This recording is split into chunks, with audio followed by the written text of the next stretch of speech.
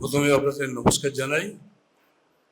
আমাদের এখানে dean sir রয়েছেন, আরও ফ্যাকাল্টি রয়েছেন, নার্সিং কলেজের প্রিন্সিপাল রয়েছেন, দপু রয়েছেন, আমাদের হসপিটালে যাদের সঙ্গে আমরা সবসময় থাকি সিনিয়র নার্সিং স্টাফ রয়েছেন, যাদব রয়েছে, এবং আমাদের আরও সমস্ত বন্ধু বান্ধব যারা আমাদের সঙ্গে সবসময় কাজ করে থাকি সবাই রয়েছেন।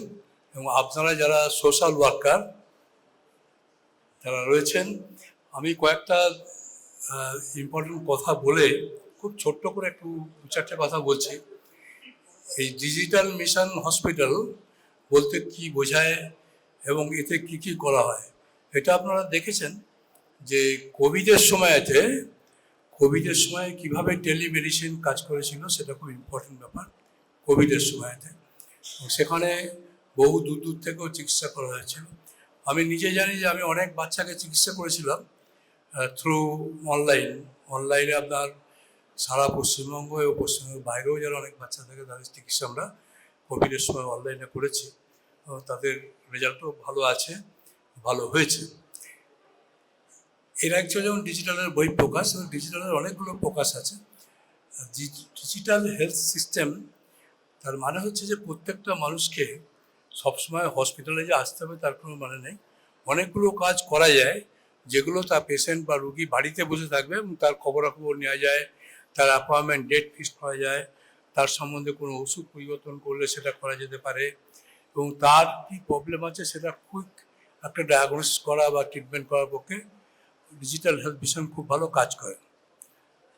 আপনার এইখানে এই বোলপুরের এরিয়া এবং বীরভূমের এরিয়াতে আপনার বহু জায়গা আছে যেখান থেকে মানুষ হসপিটালে পৌঁছাতে পারে না বা ডাক্তারদের কাছে পৌঁছাতে পারে না। এই ডিজিটাল হেলথ মিশনে কিন্তু আমরা সেই সব জায়গাগুলোকে অ্যাপ্রোচ করতে পারবো। শুধু একমাত্র একটা ফোন থাকলেই হবে, অথবা পাড়ার কোনো একটা ফোন থাকলেও হবে যেটাতে নেট কানেকশন করা যায়। আজকাল প্রায় সমস্ত ফোনেতেই নেট কানেকশন করা যায়। তো এই গেল আমাদের ডিজিটাল মিশনের কী কী সুবিধা আমরা পেতে পারি ডিজিটাল মিশনে। যদি আমরা ডিজিটাল হেলথ মিশনের সঙ্গে এআইকে যোগ করে দিই তাহলে কিন্তু সেটা একটা বিরাট ব্যাপার হয়ে যায়। এআই যদি কিন্তু খরচ খুব বেশি না। অনেক হসপিটাল আছে যারা ডিজিটাল হেলথ কেয়ারের সঙ্গে আর্টিফিশিয়াল ইন্টেলিজেন্সকে যোগ করে দিয়েছে। যেমন আমি বলছি, এইমস দিল্লি তাদের রেডিওলজি বিভাগের সঙ্গে আর্টিফিশিয়াল ইন্টেলিজেন্সকে যোগ করে দিয়ে তারা সমস্ত এক্সরে, সিটি স্ক্যান, এমআরআই সব কিছু, চেস্ট এক্সরে থেকে শুরু করে সমস্ত কিছু কিন্তু তারা আপনার আর্টিফিশিয়াল ইন্টেলিজেন্স সফটওয়্যার লোড করে দিয়ে সেখানে করছে। এই সফটওয়্যারটা পাওয়া যায় কুইক এআই বলে একটা ওয়েবসাইটে। সফটওয়্যারটা আছে আমেরিকায়। প্রথম 3 মাস ওরা ট্রেনিং দেয়, পাইলট ট্রেনিং, সেটা সম্পূর্ণ ফ্রি। যে কোনো কলেজ বা হাসপাতাল সেটাকে ইউজ করতে পারবে, এবং পার এক্সরে বা এমআরআই বা সিটিতে হয়তো খুব বেশি 30 থেকে 150 টাকা খরচ হয়। রিপোর্টের সেন্সিটিভিটি স্পেসিফিসিটি হচ্ছে প্রায় 90% ওপরে। তার মানে খুব ভালো একটা এআই ওরা তৈরি করেছে। এই এআইটা ইউজ করছে অনেক হাসপাতাল ইউজ করছে। আমাদের এইমস দিল্লি এরাও একটা এআই প্রজেক্ট তৈরি করেছে নিজেদের। এইমস দিল্লি এবং ওয়াদনিয়া বলে একটা জায়গায় দুজনের মিলে একটা এআই প্রজেক্ট তৈরি করেছে, এবং তারা সেই এআই প্রজেক্টে কাজ করছে। এআই দিয়ে আমরা খুব আগে থাকতে টিউবারকুলোসিস, ক্যান্সার এগুলো ডায়াগনোস করতে পারি।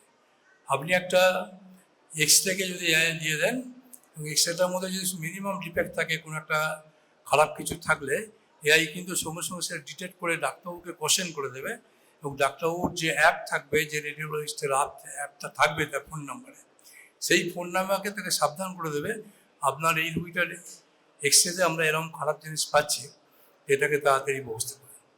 এমনি ব্রেন স্ট্রোকের ক্ষেত্রে তো একটা সিটি স্ক্যান করে বা এমআরআই করে সেটা যদি আমরা এআইয়ের সাহায্য নিয়ে নিই, তাহলে সে এআই কিন্তু বলে দেবে যে এটার চান্স কতটা আছে, ভবিষ্যতে তার হেমারেজের চান্স কতটা, সেই হেমারেজ হলে সেটা কী ধরনের হেমারেজ হতে পারে, সেটা কোথায় হেমারেজটা হতে পারে, কী ধরনের হেমারেজ হতে পারে, অথবা যদি থম্বোসিস হয় তাহলে থম্বোসিসের চান্স কতটা। এইগুলো কিন্তু এআই প্রিডিক্ট করে সেই নার্ভের ডাক্তারবাবুকে জানিয়ে দিতে পারে। এমনি আপনার এআই থেকে চোখে ধরুন এই ডায়াবেটিস হলে অনেকের চোখের রেটিনার ক্ষতি হয়।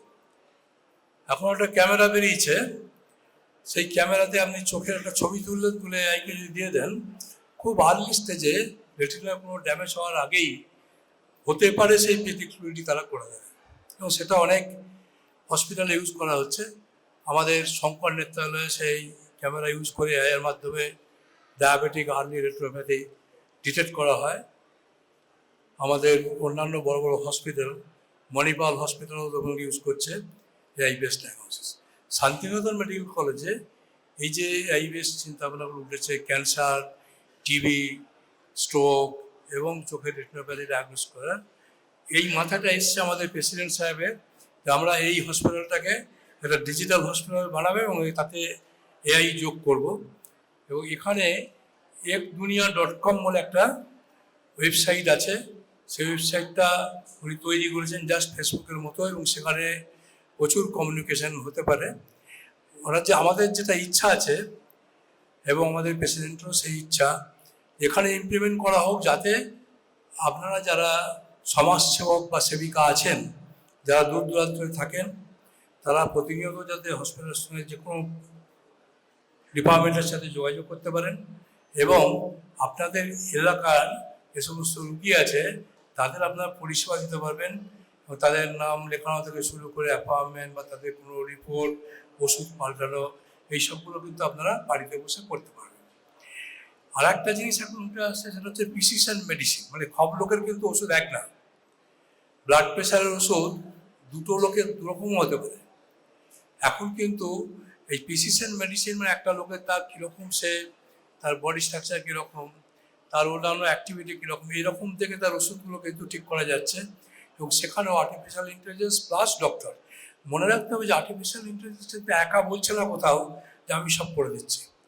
এরা সবসময় বলছে যে ডিজিটাল হেলথ মিশন করো, এআইয়ের সাপোর্ট নাও, কিন্তু ডাক্তার আমার পাশে থাকতে হবে।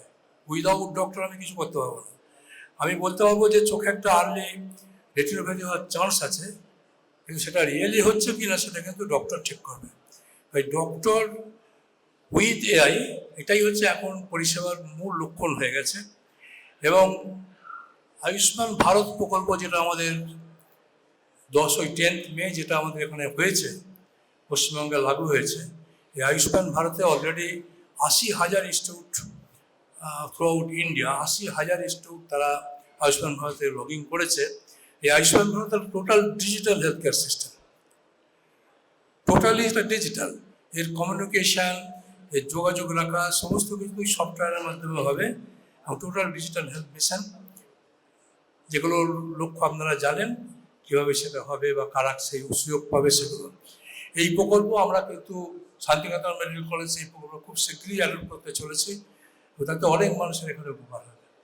আর একটা জিনিস আমি জানিয়ে দিই, আপনার বীরভূম ডিস্ট্রিক্ট কিন্তু ওয়ার্ল্ড হেলথ অর্গানাইজেশন একটা বিরাট টার্গেটের মধ্যে আছে, যা ওয়ার্ল্ড ব্যাংক এবং ওয়ার্ল্ড হেলথ অর্গানাইজেশন বীরভূম ডিস্ট্রিক্টে একটা প্রায়োরিটি ডিস্ট্রিক্ট হিসাবে কাউন্ট করেছে। যদি এখানে বীরভূম ডিস্ট্রিক্ট হসপিটালগুলোকে ডিজিটাল হেলথ মিশনের আন্ডারে চলে আসে, তার জন্য গভর্নমেন্ট যেমন সাপোর্ট দেবে, তেমনি world health organization through world bank তারাও কিন্তু প্রচুর সাপোর্ট দেবে, এবং খুব কম খরচে এই সাপোর্টটা পাওয়া যাবে। আমার মনে হয় প্রায় 90% লোক হয়তো শুনছে না কথাটা, যারা 10 ভাগ শুনছে তাদের ধন্যবাদ জানিয়ে বক্তব্য শেষ করব।